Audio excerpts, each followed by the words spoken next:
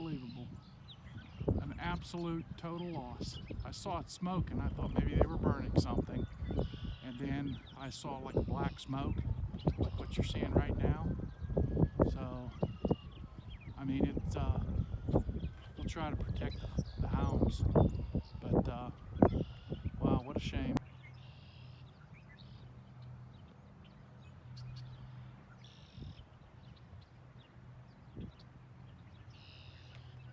Well, the siding's about gone by now. I can see mostly in through the barn, like the structure.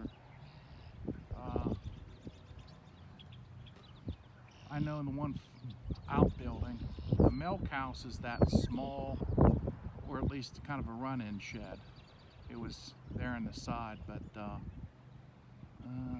don't know.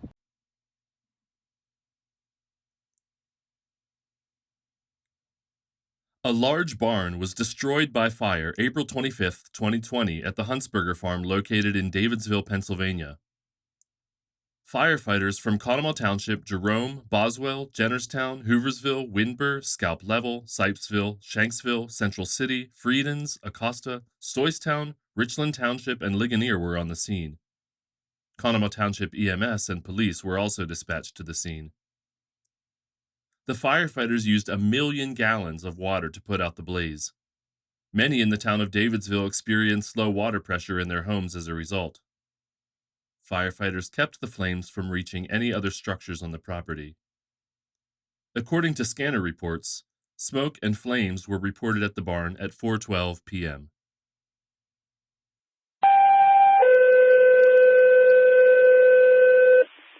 Somerset County Station 631, a reported barn fire, 687 East Campus Avenue, Davidsville, Conemaugh Township, Fire Officer 1.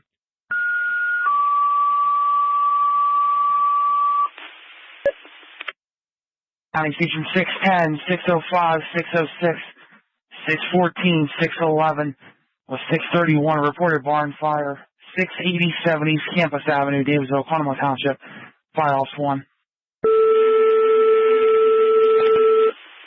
County Station 607, both tankers due. Tanker 608, Tanker 604, Cambria Station 3, to 631, reported barn fire, 687 East Campus Avenue, Davidsville, Conemaugh Township, Ops 1, EMS 640 also do. 606, are we full station? Station 608, affirmative. Smoke coming from the barn, no flames visible. Yeah, is that barn fire going to affect Route 403 at all? It's you negative. I believe this is going to be south of Davidsville. I do not believe it will be affecting you. Okay. 606, looks like probably best is going to get off at 219 and get on to Campus Avenue. Received. Somerset, all units on the barn fire, District 610, Section District 631, or personnel on scene working fire. Okay, PD's on scene, advising there's going to be a fire hydrant right in front of the barn. Also, he's advising to have crews coming off Miller picking, come in by the cruiser and access that way. He believes that will be your better access. You get a chance. One of our tankers is out of service, but we do have a crew for the engine. That's received. Okay, per 607, they only have one tanker on the road. The other one's out of service. However, they do have a crew for their engine. Would you like that to respond instead? Yeah, for now. Received. You want us up the driveway, Russ? Yeah, you want us out right in the driveway for a fill? We're going to need all the water we can. All tankers coming into the barn fire, stage at the 219 overpass till we get some room back here. The original barn was built by an Amish crew in the mid-1800s when Joseph Schanz III lived there. He was the grandson of Joseph Schanz, the Swiss-German Amish man who founded the city of Johnstown. The Schanz name was later anglicized to Johns.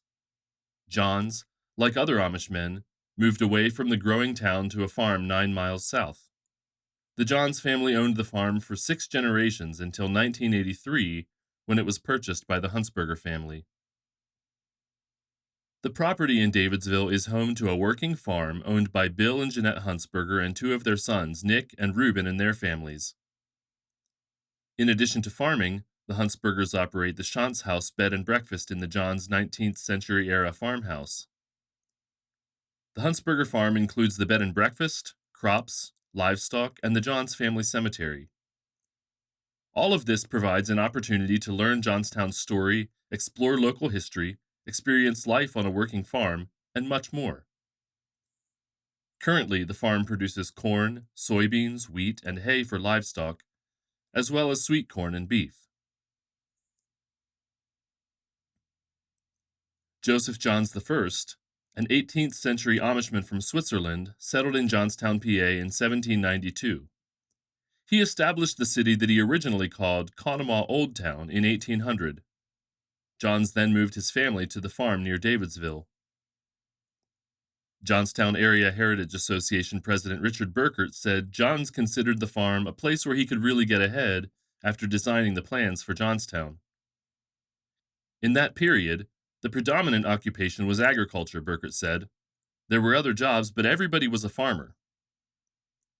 Although the Hunsbergers began farming the land in the 1970s, the brother-sister duo of Joseph and Mary Johns, the sixth generation on the farm, continued to reside in the farmhouse until their deaths, Joe in 1999 and Mary in 2001. At that point, the Hunsbergers also became the owners of the farmhouse and its 3 acres. Now I had this huge house and all my children were gone, Jeanette Hunsberger said about the transition. It's always been important to us to let the public see the farm. We've always tried to have corn mazes and school tours. On one of those tours, a family friend told Jeanette just how fortunate she thought the Hunsbergers were to live on a farm and have the opportunity to share their livelihood with the public. The Hunsbergers also acquired John's family memorabilia with the purchase of the farm in 1983. When we bought the barn, we bought everything in it, a dough tray, a sleigh, a table, a trundle bed, Jeanette said. The Hunsbergers later discovered that members of the Johns family paid a grand total of $12 for the antique horse-drawn sleigh, made in payments of $1 at a time. The sleigh now graces the Hunsbergers' living room. Flames and black smoke could be seen from nearby Route 219. Almost all of the structure burned away, with only the white block base remaining. Nobody was transported from the site to any medical facility. Jerome Chief Russell Miller said many residents reached out to the Hunsberger family to lend them support. They got a ton of phone calls from neighbors and friends to lend them a hand, he said. Bill's eyes filled with tears as he spoke about the response of the community. After the fire, the family learned of the people who lined up on the side of Route 219 and stood on a nearby bridge watching the smoke fill the darkening skies. It was almost as if they watched it burn with us, Elizabeth Hunsberger said.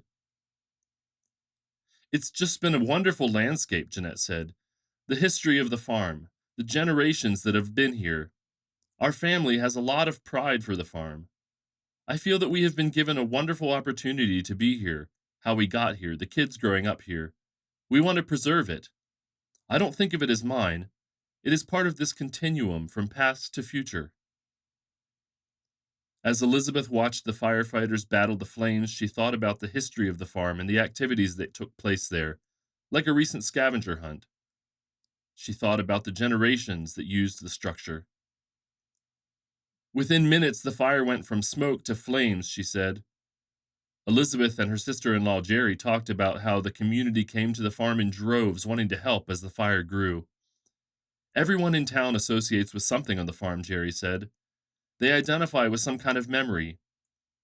I started to milk cows when I was in high school here, she said. The Johns family farm has been a place of refuge for many.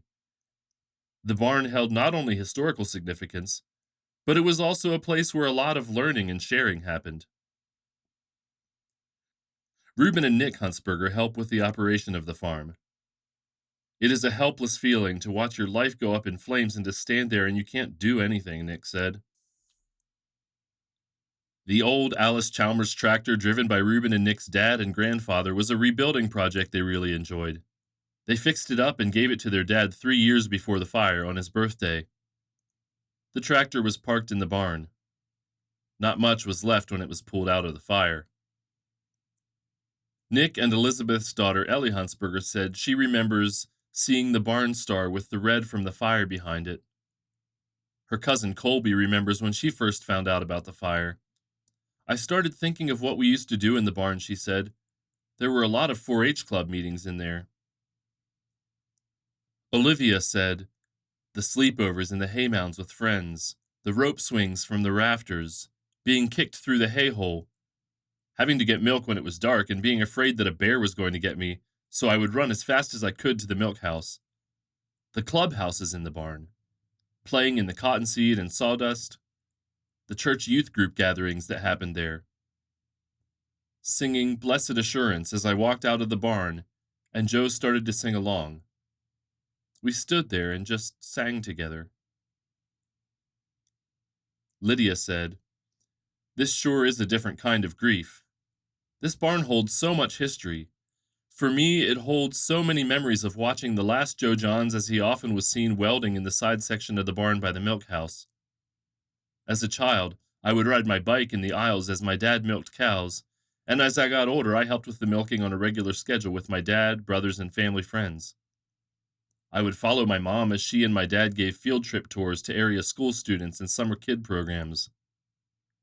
Memories of epic rope swings, almost getting you to reach the top rafters of the barn, elaborate hay tunnels, sleepovers in the hay, host to different youth events, summer theater with my nieces and nephews, what once held my grandpa's and then my husband Kirby's woodshop, endless hours of playing in the cottonseed, kicking my sister down the hay hole and giving her a concussion. It was her fault. She will tell you that now. She didn't move. Building forts, climbing from the silo to the roof of the barn, the day the dairy cows walked out of the barn for the last time to be sold, and so much more. A friend said to me as we watched the fire, you know, I didn't grow up on a farm, but I know enough to know that a barn is more than just a building. It sure was. This barn was also the first place where I met my husband Kirby. I was milking cows with his brother Luke, who was working for my parents at the time. Kirby had come to visit his brother. His actual intentions were to check out that Hunsberger girl who was about his age that his friend had told him about. Nick's mother-in-law, Barb Pyle, wrote, it was Christmas Eve before Liz and Nick were engaged in February. We had been to St. David's Lutheran Church for the late Christmas Eve service, and upon arriving home, Liz was sadly thinking about Nick, who was on a late-night milking duty in the barn. She really wanted to go see him, so she and I hopped in the car and drove to the barn. When we entered, it was very hushed, with only sounds of milking apparatus and cows to break the silence and sight of a hard-working farmer with a big grin on his face on seeing his best girl. I remember thinking in that hushed barn on that holy night of the year what it must have been like in another barn so long ago when our Lord and Savior was born. There was a sense of holy peace in that moment. Family friend Nancy Spiegel Smith shared memories of her brother working on the farm for several years. You were Dwight's second family, she said, and he always loved telling stories of you kids growing up, and the variety of visitors and the antics in the barn, sometimes in the middle of the night. Bill's sister, Mary Lou Oswald, said, even though we lived so far away in Nebraska and didn't get to Pennsylvania as often as I wanted to, the times we spent there were memorable. It gave me great pleasure to see Daddy so happy and content helping out in the barn. I truly believe he was fulfilling his dream seeing it lived out in Bill. Megan Histon wrote, I remember going into the bottom of the barn and watching the process of milking, how well behaved the cows were and how it seemed everyone knew how to milk, even the little ones. I also remember being shocked about how much they pooped. I was amazed. I had never seen the process of running a dairy farm. The amount of teamwork required to keep the process moving. Loretta Sharp, family friend and wife of the family's former pastor, said, we started at Kaufman Church late summer of 1989, and I think the first time in the barn was the church fall gathering. It was a cold evening, but fun, of course. And the tractor, carrying Joe's body to the burial site, stopping at the barn. We will never forget that. Richard Poznansky, neighbor of the farm, said, we enjoyed the neighborhood picnics in the past and square dances that they generously have in the fall. We remember when Bill and Jeanette moved here and have fond memories of Joe, too. Nevin Yoder, Neighbor, friend, and former playmate of the Hunsbergers said, "We played some awesome hockey games in that barn. I remember the secret club we built as well. That was a great hiding spot. Won't be the same coming up East Campus Avenue when I go home without the barn there." Neighbor Jen Thomas wrote, "I grew up down the road from this farm. My parents built in 1968, and this barn was one of the only buildings on that road. We always called it Joe John's. We didn't have to add farm at the end. I've gotten to know Hunsbergers better as an adult, and they are such good people. I remember running through that barn and seeing Timber the dog running on the property every time I went past. I remember walking down every day to see the cows when my son was just a toddler." Jeff Kaufman, friend of the Hunsbergers, remembers 4-H meetings, learning to lead calves around the barn and going through the epic hay tunnels inside the barn when he was young. Lindsay James Corsetti said, "I have lots of memories from this barn.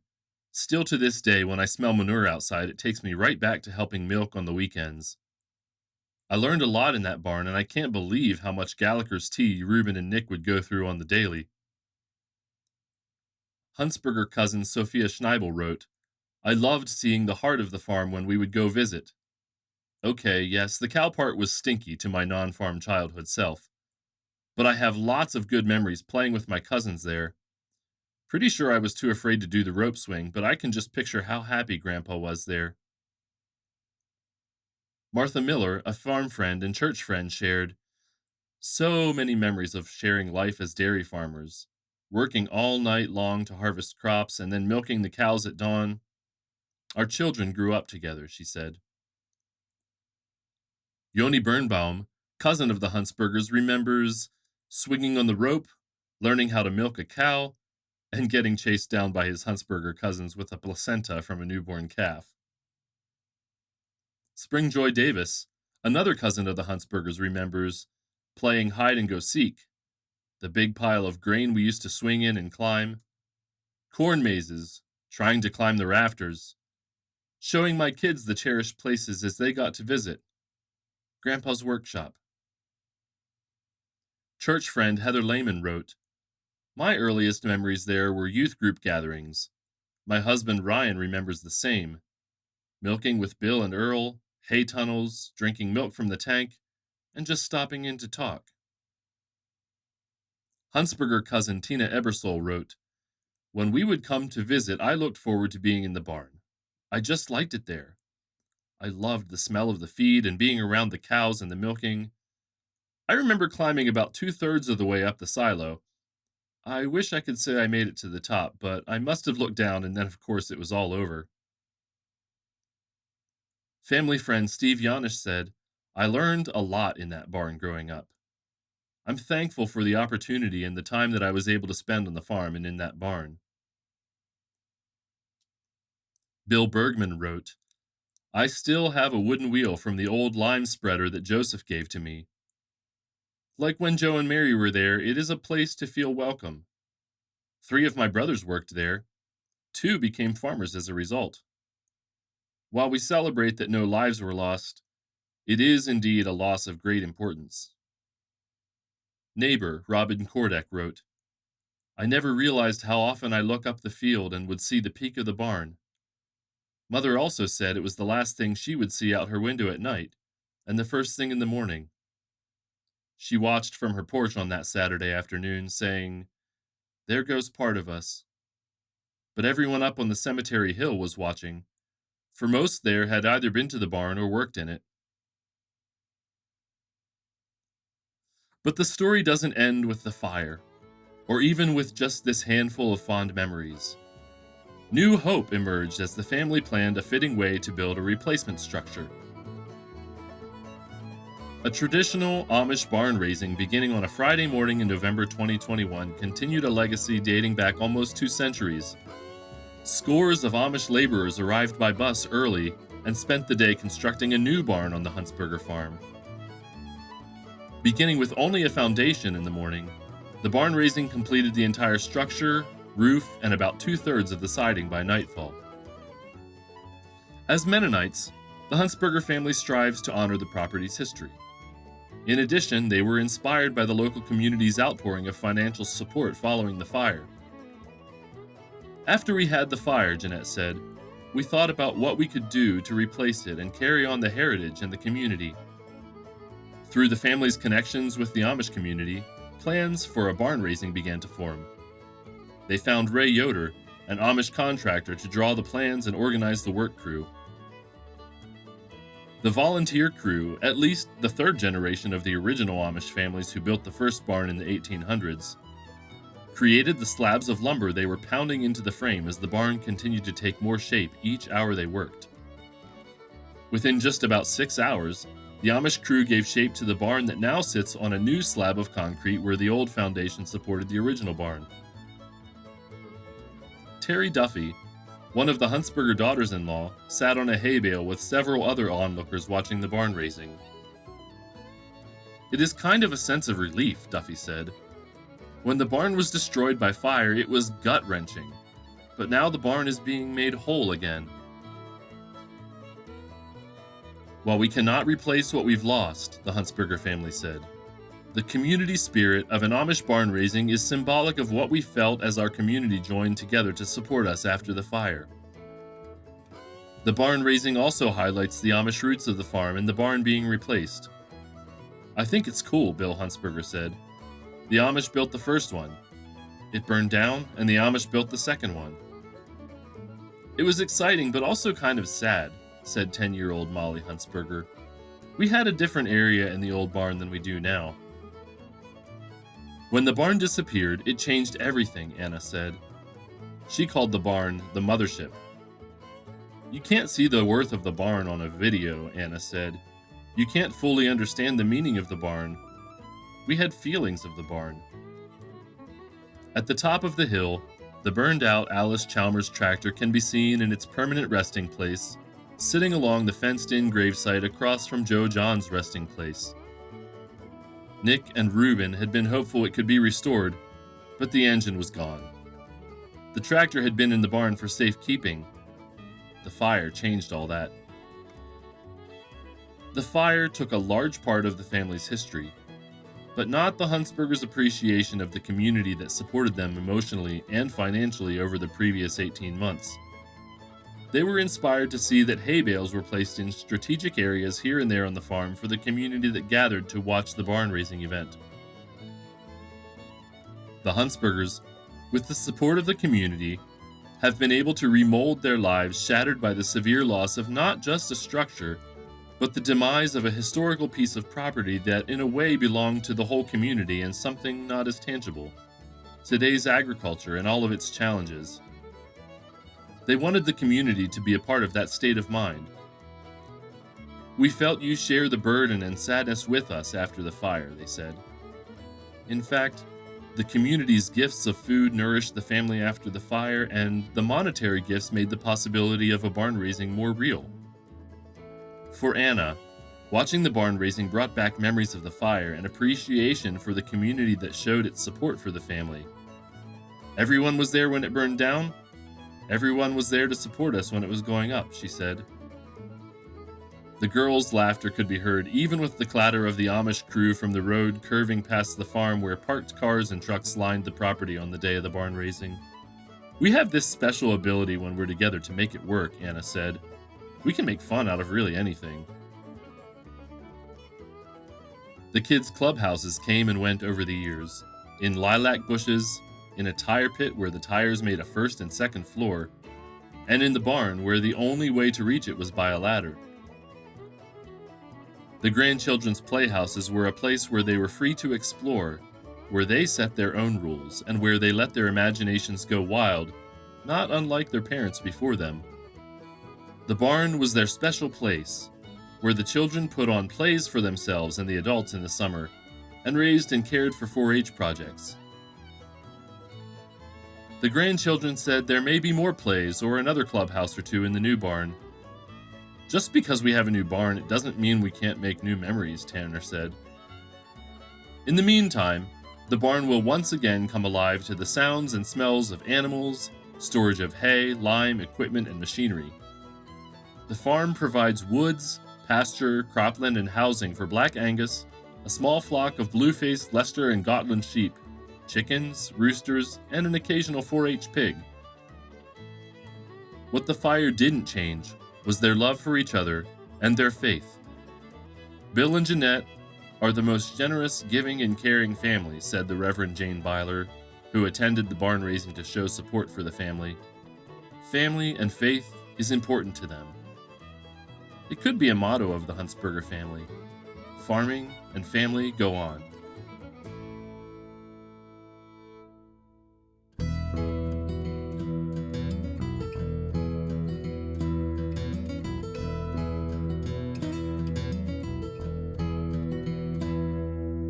For the beauty of the earth, for the glory of the skies, for the love which from our birth over and around us lies. Lord of all, to thee we raise this our hymn of grateful praise.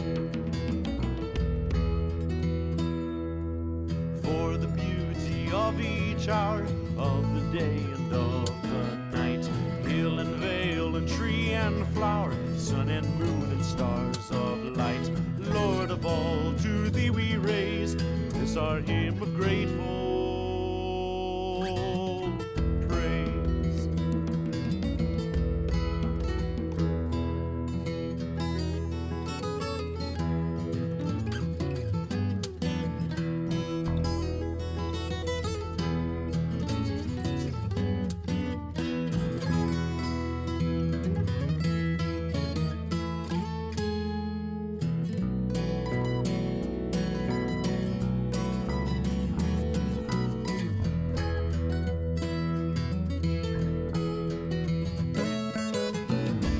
For the joy of human love,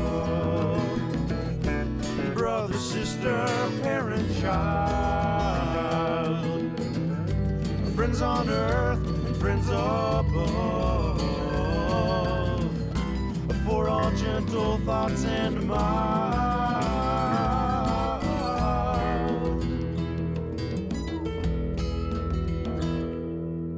for the joy of ear and eye, for the heart and mind's delight, for the mystic harmony, linking sense to sound and sight. Lord of all, to thee we raise this our hymn of grateful